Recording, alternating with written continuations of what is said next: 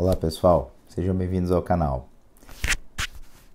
Essa é uma situação muito corriqueira em consultório. O paciente vai à consulta por ter feito um exame do PSA e ele veio acima do valor de referência. Mas o que isso significa, né? Isso per si já é um diagnóstico de câncer? No vídeo de hoje, vamos tentar esclarecer essa dúvida. Para quem não me conhece, eu sou o Dr. Felipe Cataoca, eu sou médico urologista e eu sou o apresentador do canal Urologia em Pauta.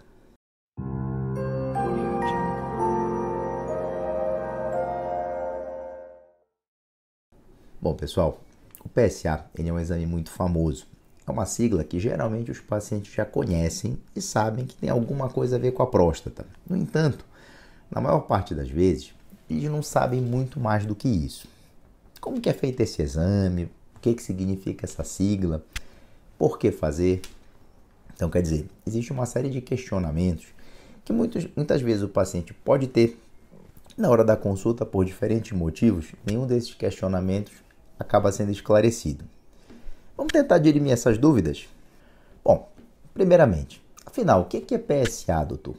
PSA, pessoal, é uma sigla em inglês que significa antígeno prostático específico.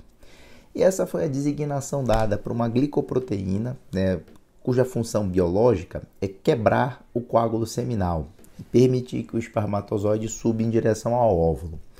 Ou seja, na natureza, a função do PSA está associada à reprodução. Nós médicos utilizamos ele como um marcador, quer dizer, a gente usa ele como um parâmetro que ajuda a interpretar situações clínicas em que ele possa estar alterado, né, que ele possa ser afetado. A título de contexto histórico, o PSA foi identificado e purificado pela primeira vez em 1979 e a gente passou a utilizar para fins clínicos a partir do final dos anos 80, começo dos anos 90. Então, doutor, quando ele está alterado, significa que eu tenho câncer de próstata? Não necessariamente, né? O PSA ele pode se alterar por diversas outras condições além do câncer de próstata. Por isso que a gente fala que ele é um marcador órgão específico, mas não doença específico. Quer dizer, quando ele está alterado, tem alguma coisa acontecendo na próstata. Não necessariamente um câncer de próstata. O papel do seu urologista é exatamente saber o significado clínico daquele número que apareceu no resultado do exame. Ele vai fazer isso, obviamente, em conjunto com os dados clínicos disponíveis em cada caso. E nesse quesito, meus amigos, ainda digo mais. A interpretação do PSA não é simplesmente você observar o valor de referência do exame e, a partir disso, saber se está bom ou se está ruim. Aliás, essa interpretação ela é extremamente simplória e, longe de ser adequada, ela pode ser até mesmo danosa. Por exemplo, motivando exames invasivos ou tratamentos de maneira inadequada. Qual que é a recomendação que a gente dá ao paciente que fez o PSA? Que leve ao seu urologista o resultado e deixe que ele explique o significado clínico daquele achado. Bom, se você chegou até aqui, você deve estar gostando desse vídeo. Então já sabe, né, pessoal? Se inscreve no canal, deixa um like, compartilha. Provavelmente você deve ter um amigo, um ente querido, que esse tema ele possa ser interessante. Bom, vamos lá. Doutor, e se a alteração do PSA ela não necessariamente significa câncer de próstata, o que pode ser? Bom, existe, pessoal, outras condições clínicas, outras doenças que podem alterar o PSA, assim como alguns comportamentos, atividades, medicações e até mesmo exames. Vamos citar alguns exemplos, né, para facilitar o entendimento. Doenças que alteram o PSA, o HPB, que é a próstata inchada, prostatite, que é a inflamação da próstata, geralmente de etiologia de origem, né, infecciosa, retenção urinária aguda. Medicações, os inibidores de 5-alfa-redutase que a gente usa para HPB, dudasterida, finasterida, os dermatologistas que utilizam para tratar calvície, atividades físicas que envolvam, ou esporte que envolva a região perineal, exames como a biópsia de próstata, tudo isso pode alterar o PSA. E até aproveitando, né, falando que altera, vamos falar o que não altera, ou pelo menos que não altera significativamente. Exame do toque retal, algumas manipulações menores do trato urinário, como por exemplo sondagem vesical, uretrocistoscopia, enfim.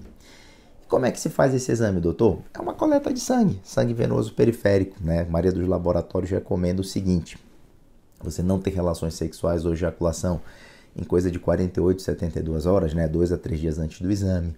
Não fazer exercícios de bicicleta, andar de motocicleta, equitação, né? Andar a cavalo, também, né? 2, 3 dias antes da coleta.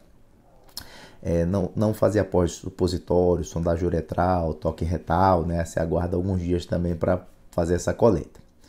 E por que fazer, doutor?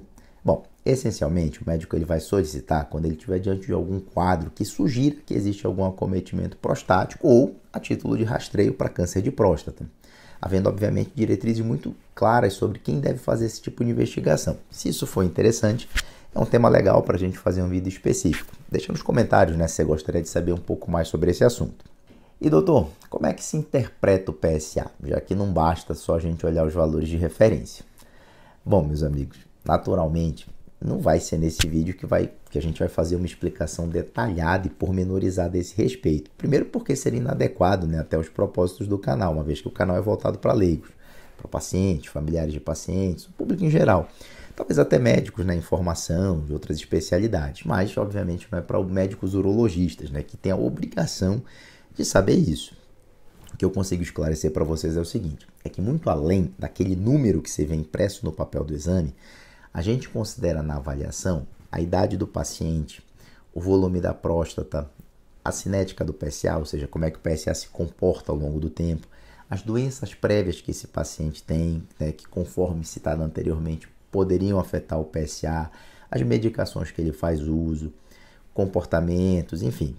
Além disso, tem outros exames de refinamento do PSA, são todas avaliações adicionais que a gente pode fazer. Esses refinamentos a gente aplica quando o PSA está entre 4 e 10.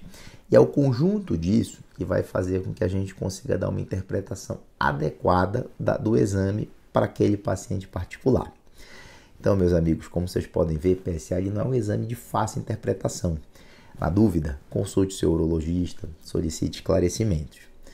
Hoje, pessoal, a gente fica por aqui. Se você gostou, reforçando, né? Se inscreve no canal, dá like, compartilha. Com toda certeza esse vídeo pode ser muito útil para algum tio, algum primo, algum parente que, enfim, né, esteja passando por alguma situação semelhante a essa. Hoje eu fico por aqui. Um grande abraço.